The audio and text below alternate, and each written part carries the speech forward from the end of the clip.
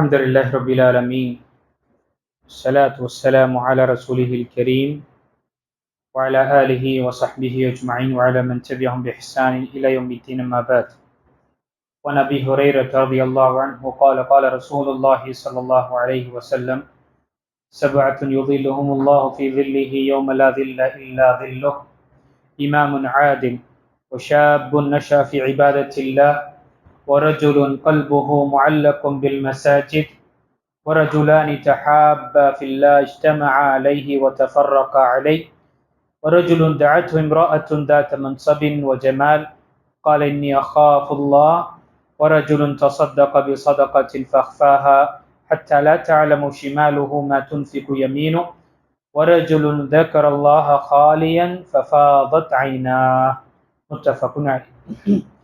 இனித்துக்குரிய அல்லாஹ்வின் அடியார்களே, தொடர்ச்சியாக அல்லாஹ்வின் அச்சத்தால் அழுவதன் சிறப்பை பற்றி பார்த்து கொண்டு வருகின்றோம். இன்று பார்க்கக்கூடிய ஹதீஸ் புகாரி மற்றும் முஸ்லிமில் இடம்பெற்றுள்ள ஹதீஸ், பிரபல்யமான ஹதீஸ். அபூ ஹுரைரா அவர்கள் அறிவிக்கின்றார்கள், 7 பேருக்கு தன் நிழலை தவிர வேறு நிழல் இல்லாத அந்த மறுமை நாளில் தன் அர்ஷ் நிழலில் அல்லாஹ் நிழல் தருவான். 1, முதல் நபர் நீதமான அரசர். 2, அல்லாஹை வணங்குவதில் ஈடுபடும் வாலிபர். 3வது, பள்ளிவாசல்களில் தன் உள்ளத்தை பறிகொடுத்த மனிதர். 4, அல்லாஹுக்காக பிரியம் கொண்டு அவனுக்காகவே ஒன்று சேர்ந்து அவனுக்காகவே பிரிந்தும் நிற்கின்ற இருவர். 5வது, அழகும் குடும்ப பெருமையும் நிறைந்த பெண் விபச்சாரத்திற்கு அழைத்தும் நான் அல்லாஹை பயப்படுகின்றேன் என்று கூறும் நபர். 6, தன் வலது கை செய்யும் செலவை இடது கைக்கு தெரியாமல் அதை மறைத்து கொண்டு தர்மம் செய்கின்ற ஒருவர். 7வது, களப்பற்ற நிலையில் அல்லாஹை நினைவு கூர்ந்து இதனால் கண்களில் கண்ணீரை சிந்தும் ஒருவர் என்று நபி ஸல்லல்லாஹு அலைஹி வஸல்லம் கூறினார்கள். இந்த ஹதீஸில் நபி ஸல்லல்லாஹு அலைஹி வஸல்லம் மறுமை நாளுடைய ஏற்படக்கூடிய அந்த நிகழ்வுகளில் ஒன்று தெரியப்படுத்தினார்கள். அந்த மறுமை நாளில் எந்த ஒரு நிழலும் இருக்காது. அங்கு இந்த பூமி வேறு பூமியாக மாற்றப்பட்டிருக்கும். யௌம துபத்தல் அர்து கைரல் அர்தி வஸ்ஸமாவாத்து மத்வியாத்தும் பியமீனி. அல்லாஹ் திருமுறையில் சொல்லும் பொழுது அந்த நாளை பற்றி, அந்த நாளில் இந்த பூமி வேறு பூமியாக மாற்றப்பட்டுவிடும். பிறகு வானங்கள் அனைத்துமே சுருட்டப்பட்டு அல்லாஹுடைய வலது கரத்தில் இருக்கும். அந்த அப்படிப்பட்ட நாளில் எந்த ஒரு நிழலும் இருக்காது. எந்த ஒரு நிழலும் இருக்காது. மனிதன் உடைய நெருக்கத்தில் சூரியன் இருக்கும். அஹதீஸில் வரக்கூடிய வார்த்தை, கிட்டத்தட்ட 1 மீல் அளவு, 1.5 கிலோமீட்டர் அளவு சூரியன் மிக நெருக்கமாக இருக்கக்கூடிய நிலையிலும், மனிதன் காலணியின்றியும் ஆடையின்றியும் விருது சேதப்படாத நிலையிலும் அவன் நின்று கொண்டிருப்பான் தீர்ப்புக்காக. அந்த காலம் நீண்ட காலமாக இருக்கும். அந்த அவல நிலையை தாங்க முடியாதனால மக்களில் சிலர் என்ன செய்வார்கள், ஆதம் அலைஹிஸ்ஸலாம், நூ அலைஹிஸ்ஸலாம், இப்ராஹிம் அலைஹிஸ்ஸலாம், மூசா அலைஹிஸ்ஸலாம் என்ற எல்லா நபிமார்களிடம் சென்று பரிந்துரைக்கு அவர்கள் கேட்பார்கள். அல்லாஹு தஆலாவிடம் நீங்கள் பரிந்துரை செய்யுங்கள், அவன் வந்து எங்களுக்கு தீர்ப்பளிக்கட்டும், இந்த அவல நிலை எங்களால் தாங்க முடியல. அப்படிப்பட்ட அந்த நாளில் எந்த ஒரு ஆத்மா இன்னொருவரை உதவி செய்ய முன் வராத அந்த நாளில், தாய் தன்னுடைய குழந்தைக்கு எந்த ஒரு உதவி செய்யாத அந்த நாளில் அல்லாஹு தஆலா தன்னுடைய அர்ஷுடைய நிலையில் அடைக்கலம் சிலருக்கு தருவார். அது அப்படிப்பட்டவர்கள் பாக்கியசாலிகளாக இருப்பார்கள். இங்கு சில ஹதீஸில் அர்ஷ் அல்லாஹு தஆலாவுடைய அங்கு நிழல், அவனுடைய நிழல் என்று வந்திருக்கின்றது. இன்னொரு ஹதீஸில் அர்ஷுடைய நிழல் என்று வந்திருக்கின்றது. முதல் விஷயம், அல்லாஹு தஆலாவுக்கு என்று ஒரு நிழல் கிடையாது. அல்லாஹுக்கு என்று ஒரு நிழல் கிடையாது என்ற அல்லாஹே அவன் ஒளி. அல்லாஹு தஆலா வானம் மற்றும் பூமியில் இருக்கக்கூடிய ஒளியாக இருக்கின்றான் என்று தன்னுடைய திருமுறையில் கூறுகின்றான். அதே போல் அல்லாஹு தஆலா எல்லா படைப்பினங்களிலிருந்தும் உயர்ந்தவனாக இருக்கின்றான். அவனுக்கு மேல் ஒன்று எதுவுமே கிடையாது. அப்படி இருக்கும் பொழுது அவனுக்கு நிழல் என்பது கிடையாது. இப்போ 2 உலமாக்களுடைய விளக்க உரை இருக்கின்றது. ஒன்று, அல்லாஹு தஆலாவுடைய படைப்பினங்களில் பிரம்மாண்டமாக இருக்கக்கூடிய அந்த அர்ஷுடைய நிழல், அல்லாஹு தஆலா அதில் அடைக்கலம் தருவான். அல்லது அல்லாஹு தஆலா பிரத்யேகமாக ஒரு நிழலை படைப்பான். அல்லாஹு தஆலா பிரத்யேகமாக ஒரு நிழலை படைப்பான். அந்த நிழலில் அவன் இந்த சாராருக்கு அடைக்கலம் தருவான். எதுவாக இருக்கட்டும், அல்லாஹு தஆலா அங்கு அல்லாஹுக்கு நிழல் என்பது கிடையாது. அவன் அனைத்தை விற்றும் அனைத்து படைப்பினங்களை விட்டு உயர்ந்தவனாக இருக்கின்றான். அவனே ஒளியாக இருக்கின்றான்.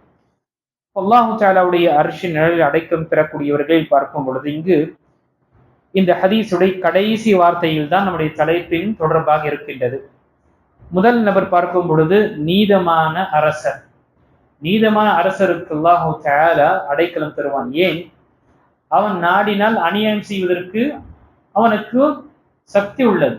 மனிதர்களை அநியாயம் செய்து அட்டுழியம் செய்து சூறையாடுவதற்கு என்பது அவனால முடியும். ஏன்னா அவனிடம் அந்த இன்ஃப்ளூயன்ஸ், அந்த பலமும் இருக்கு, அவனால ஆனால் அது இருந்தும் அங்கு நீதமாக நடந்து கொண்டு அல்லாஹு தஆலாவை அஞ்சி எந்த ஒரு தீர்ப்பாக இருக்கட்டும் நீதமாக செய்கின்ற அப்படிப்பட்டவன் அல்லாஹை அஞ்சி அந்த வேலை செய்யக்கூடியவனாக தான் இருப்பான். அதற்காக அல்லாஹு தஆலா அப்படிப்பட்டவருக்கு அவனுடைய அர்ஷின் நிழலில் அடைக்கலம் தருவான். எப்பொழுது ஒரு அரசர் சீராக சிறப்பாக ஆகிவிடுகின்றார்களோ அவரை சார்ந்து இருக்கக்கூடிய மக்களும் சீராக சிறப்பாக ஆகிவிடுவார்.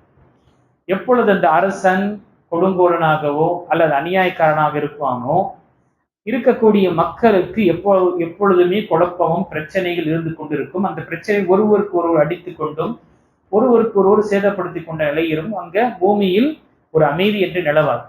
இப்போ முதல் நபர் நீதமான ஒரு அரசருக்கு அல்லாஹ் தஆலா அடைக்கலம் தருவான். இரண்டாவது, அல்லாஹ்வை வணங்குவதில் ஈடுபடும் வாலிபர். வாலிபத்தை அவன் அல்லாஹுடைய வணக்க வழிபாட்டில் அல்லாஹுடைய கட்டளைகளை கட்டுப்பட்டு வாழக்கூடியவனாக அந்த வாழ்க்கையை அமைத்தான். வாலிபம் பொதுவாக வயசை பற்றியும் கேட்கப்படும், உடைய ஆயுளை பற்றி கேட்கப்படும்.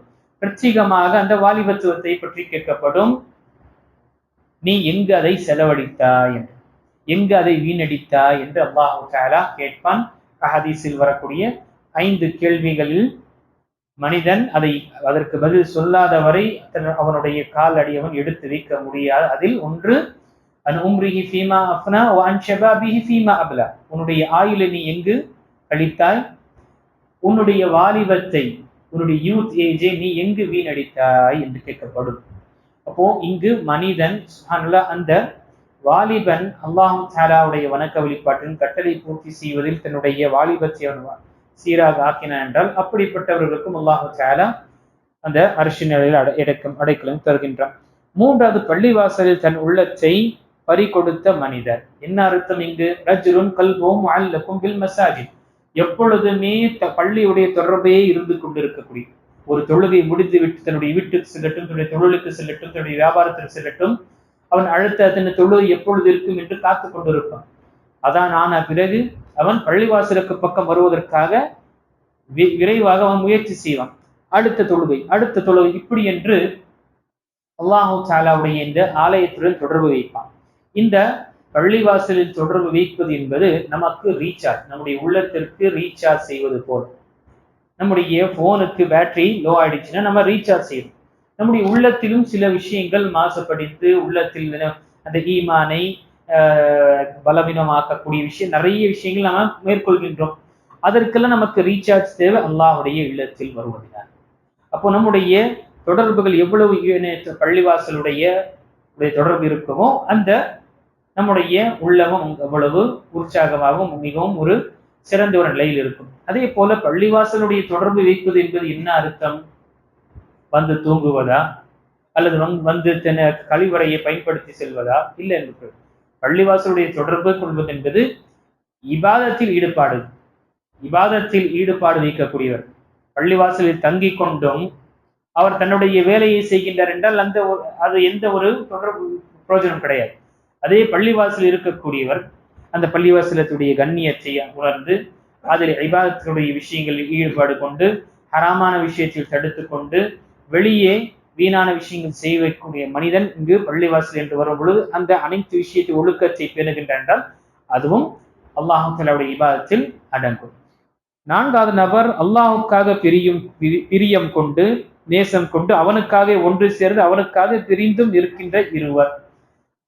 இருவருடைய நேசம், ஒரு முஃமின் இன்னொரு முஃமினை நேசிக்கின்றார் என்றால் உலக விஷயத்துக்கு எந்த ஒரு பிரதிபலன் கிடையாது. அவர் நேசிப்பது என்பது அல்லாஹ்வுக்காக தான் நேசிக்கின்றார். அந்த நேசத்தை கொண்டு அவருடைய தொடர்பு இருக்கின்றது. அவருடைய பிரிவினை எப்பொழுது ஏற்படும்? மௌத்தில் தான். அதுவரை அவங்களுடைய இஸ்தம அலைஹி வ தஃபர்ரகா, இங்கு அல்லாஹ்வுக்காக அவர்கள் சேர்வார்கள். அல்லாஹ்வுடைய அந்த தொடர்புக்காக ஈமானிய உறவு என்ற விஷயத்தை அவர்கள் நேசிப்பார்கள். அவர்களுக்கு உலக விஷயத்தில் எதுவுமே எனக்கு இவர்கள் மூலமாக ஏதாவது கிடைத்துவிடும் என்ற அந்த எண்ணத்தில் இல்லாமல் அல்லாஹ்வுக்காக நேசிப்பதும், அந்த நேசம் தொடர்ச்சியாக இருந்து கடைசியாக அவங்க பிரிவது எப்பொழுது பிரிவார்கள்? மௌத். அவங்களுடைய மௌத் தான் அவங்கள பிரிக்கக்கூடியதாக இருக்கும். இது 5வது அழகும் குடும்பம் பெருமையும் நிறைந்த பெண் விபச்சாரத்துக்கு அழைக்கும் பொழுது அல்லாஹ்வை நான் அஞ்சுகின்றேன் என்று அடியான் கூறுவது. இங்கு சுப்ஹானல்லாஹ் பொதுவாக ஒரு பெண் அழைப்பது, அதுவும் அழகிலும் சிறந்தவள், குடும்பத்திலும் பெரிய ஒரு சிறந்த குடும்பத்தில் இருக்கக்கூடியவரை அழைக்கும் பொழுது அவன் மனிதன், அல்லாஹ்வை நான் அஞ்சுகின்றேன் என்று அதிலிருந்து அவன் விலகக்கூடியவன். இது பெரிய ஒரு சிரமமான ஒரு காரியம். யூசுப் அலைஹிஸ்ஸலாமுக்கு சுப்ஹானல்லாஹ் எப்படிப்பட்ட ஒரு சோதனை ஏற்பட்டது. அந்த படை வீரனாக இருக்கக்கூடிய அந்த படை வீரனுடைய மனைவி இம்ராத்துல் அசீஸ் என்று சொல்லக்கூடிய அவள் தவறு செய்வதற்காக அழைக்கும் பொழுது யூசுப் அலைஹிஸ்ஸலாமுடைய நிலை ரொம்ப மோசமாக அந்த நிலை இருந்தது. பிறகு அல்லாஹ்வுடைய உதவி அவர்களுக்கு கிடைத்ததுனால அவர்கள் அந்த அல்லாஹ்வுடைய உதவி கிடைத்தினால் அவர்கள் பாதுகாக்கப்பட்டார்கள். இல்லை என்றால் அவங்களுடைய நஃப்ஸ் அவர்களை அல்லாஹ் அந்த தவறு செய்யக்கூடிய விஷயத்தில் தூண்டி இருக்கும் என்று அல்லாஹ் வர்ணிக்கின்றார். 7வது விஷயம், இங்கு 6வது விஷயம், வலது கையில் செய்யக்கூடிய செலவு தர்மம் இடது கையிற்கு தெரியாத அளவு. இது இந்த வாசகத்தில் சொல்லப்பட்ட விஷயம் என்ன? அவ்வளவு மறைவாக சதக்காக்களை செய்யுங்கள். அல்லாஹு தாலாவுக்கு தானம் தர்மம் செய்யக்கூடிய விஷயத்தில் மக்களுக்கு முன்னால் அதை என்ன போஸ்டர் எடுத்துக்கொண்டோ அல்லது அதுக்கு லைக்கோ ஷேரோ அல்லது போட்டோ எடுத்தோ அல்லது வீடியோ எடுத்தோ என்ற விஷயங்கள் இல்லாமல் அல்லாஹ்வுக்காக கொடுக்கக்கூடிய விஷயம் எவ்வளவு நீங்கள் மறைத்து விடுங்கள் என்றால், உங்களுடைய வலது கரம் கொடுப்பது இடது கரம் தெரியாத அளவுக்கு செய்யுங்க. யோசிச்சுக்கோங்க, எவ்வளவு ஒரு வார்த்தை நபி ஸல்லல்லாஹு அலைஹி வஸல்லம் பயன்படுத்தி இருக்கின்றார்கள். மக்களுக்கு மத்தியில் நீங்க கொடுக்காதீங்க என்று சொல்லவில்லை. உங்களுடைய வலது கரம் இரண்டுமே நமக்கு கூட தான் இருக்கு. கொடுக்கக்கூடிய விஷயம் வலது கரத்தில் கொடுப்பது இடது கைக்கும் தெரியாத அளவு உங்களால முடியும் என்றால், அந்த தானம் தர்மம் செய்ய வேண்டும் முடியும் என்றால் செய்து கொள்ளும். இது அல்லாஹு தஆலாவுக்கு மிக பிடித்தமானது. ஏன்? இதில் இஹ்லாஸ், முழுக்க இஹ்லாஸ் இருக்கும். அவன் மக்களுடைய பெருமை அல்லது மக்களுடைய பாராட்டை பெறுவதற்காக செய்யக்கூடியவனாக இருக்க மாட்டான். மாறாக அவன் மறைந்த நிலையில். ஜக்காத் என்பது கடமையான விஷயங்கள், அது நாம தெளிவாக கொடுப்ப அல்லது அது வெளிப்படையாக கொடுப்பது என்பது அது மக்களுக்கு மற்றவர்கள் கொடுக்கக்கூடிய ஒரு நிலை ஏற்படுத்தும். அதனால்தான் உலமாக்கள் கடமையான ஜக்காத்தை நாம வெளிப்படையாக கொடுப்பது எந்த ஒரு குற்றம் கிடையாது. உபரியான சதக்காக்கள் தானம் தர்மங்கள் அதை மறைவாக நம்ம கொடுக்க வேண்டும். நாம் யாருக்கு உதவி செய்கின்றோம் என்று அந்த உதவியாளர் அந்த உதவி பெறக்கூடியவருக்கும் தெரியாமல் நாம் செய்ய வேண்டும் என்றால் செய்துவிட வேண்டும். எத்தனையோ இருப்பார்கள் சுப்ஹானல்லாஹ். நாம ஒருவருக்கு சிரமம் என்று இருக்கும் பொழுது அதை உணர்கின்றோம், அவரை பார்க்கின்றோம் என்றால் நாம வேறு ஒரு மூலமாக நம்ம என்ன செய்யலாம்? அவருக்கு உதவி நாம கொடுக்கல். நாம டைரக்டா போய் செய்வதை விட வேறு மூலமாக நாம வேறு 3வது நபரை கொண்டு நாம செய்வதும் இதுவும் என்ன இஹ்லாஸுடைய நிலையாக இருக்கும். அந்த நபருக்கு நீங்க ஒரு அல்லாஹ்வுடைய அடியான் கொடுத்தான் என்று சொல்லிடுங்க, என்னுடைய பேரை நீங்க தெரியப்படுத்தாதீங்க. இப்படி சுப்ஹானல்லாஹ் எத்தனையோ ஸலஃபு ஸாலிஹீன்களுடைய சம்பவங்கள் நம்ம படிச்சிருப்போம். ஒரு விதவை அல்லது ஒரு தன்னுடைய கணவரை இழந்த ஒரு குடும்பம் ரொம்ப சிரமமான நிலை இருந்தாங்க. அவர்களுக்கு மாதம் ரேஷன் வந்துட்டே இருந்தது. எங்க இருந்து வருது தெரியல. மாதம் அவங்களுக்கு அந்த உதவித்தொகை சென்று கொண்டே இருந்தது. யாருக்கும் தெரியாது அது எங்கிருந்து வருகின்றது என்று. அந்த நபர் அந்த குடும்பத்தாருக்கும் தெரியாது. எப்பொழுது தெரிய வந்தது? கொடுக்கக்கூடிய நபர் வஃபாத்தான பிறகுதான் தெரிய வந்தது. அந்த வரக்கூடிய அந்த தொகை நின்று விட்ட பிறகுதான் தெரிஞ்சது, ஆஹா இவ்வளவு வருடமாக இவ்வளவு காலமாக இன்னார் தான் எங்களுக்கு கொடுத்தாரா என்ற அந்த நிலை. ஏனென்றால் வஃபாத்துக்கு பிறகு அவங்களுக்கு சேரல அந்த மாதம் வரக்கூடிய தொகை அல்லது ஏதோ ஒரு அந்த பொருளாதார உதவி சேரல. அதற்கு பிறகு அவருக்கு தெரிய வருகின்றது, இன்னார் செய்தார். பாருங்க, நம்முடைய வாழ்க்கையில் நாம் நேற்று சொன்னது போல இன்னும் நம்முடைய வாழ்க்கையில் சில அமல்கள், அது நோன்பாக இருக்கட்டும், தொழுகையாக இருக்கட்டும், அது தான தர்மமாக இருக்கட்டும், அல்லாஹை அஞ்சக்கூடியதாக இருக்கட்டும், அல்லாஹுடைய அச்சத்தை கொண்டும் அவனுடைய ஆதரவை கொண்டும் அழக்கூடியதாக இருக்கட்டும், மஹப்பா கொள்றதாக இருக்கட்டும், எல்லா விஷயத்திலும் சில அமல்களை நாம தனிப்பட்டதாக நாம் செய்ய வேண்டும். எங்களுக்கும் எனக்கும் அல்லாஹ்வுக்கு இடையே மட்டும்தான் இருக்க வேண்டும். வேற மூன்றாம் தரப்பு அதை பற்றி அறியாத நிலையில் நாம செய்வதற்காக நம்முடைய அமல்களில் அது ஏற்படுத்திக் கொள்ள வேண்டும். அந்த சிறு அமலாக இருக்கட்டும் அல்லாஹ் தஆலாவிடம் மிக உயர்ந்ததாக இருக்கின்றது. செலவு செய்வது ₹1 இருக்கட்டும், அது 1,00,000 இருக்கட்டும், இஹ்லாஸ் இருந்தால்தான் அதனுடைய மதிப்பு. இல்லை என்றால் இஹ்லாசான முறையில் செலவு செய்யக்கூடிய சிறிய தொகை அல்லாஹ்விடம் மிக உயர்ந்த அந்தஸ்து நமக்கு பெற்றுத்தரவும், எதை விட இஹ்லாசி இல்லாமல் மக்களுடைய பெயரை புகழ் பெறுவதற்காக அவருடைய சொத்துல பாதி பங்கு கொடுத்தாலும் சரி, அவருக்கு அந்த நன்மை பெறாது. ஆக கடைசியாக அல்லாஹு தஆலா களப்பற்ற நிலையில் அல்லாஹ்வை நினைவு கூர்ந்து இதனால் கண்களில் கண்ணீர் சிந்தும் ஒருவர் தான் இந்த தலைப்புடைய விஷயங்கள்.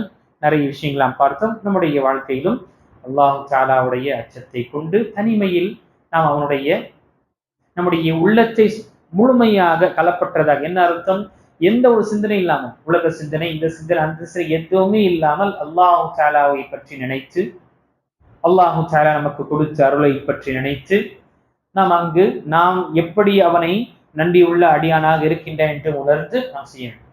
யோசிச்சு பாருங்க, அல்லாஹு தஆலா கொடுத்த ஒரு பட்டியல் நம்ம போடும். அல்லாஹ் நமக்கு என்ன கொடுக்கல என்ற ஒரு பட்டியல் போட்டுவிட்டு எவ்வளவு நாம் அல்லாஹு தஆலாவுக்கு நாம் நன்றி செலுத்தி இருக்கின்றோம், கொடுத்த நியமத்திற்கு எவ்வளவு நாம் நன்றி செலுத்தி இருக்கின்றோம் என்ற அந்த பட்டியலும், எந்தெந்த விஷயத்திற்கு நன்றி செலுத்தாமல் அப்படியே கழித்துக் கொண்டு இருக்கிறோம் பட்டியல் பார்க்கும் பொழுது அல்லாஹ் கொடுக்காத விஷயத்தை நம்மால யோசித்துக் கொண்டே இருக்கும்.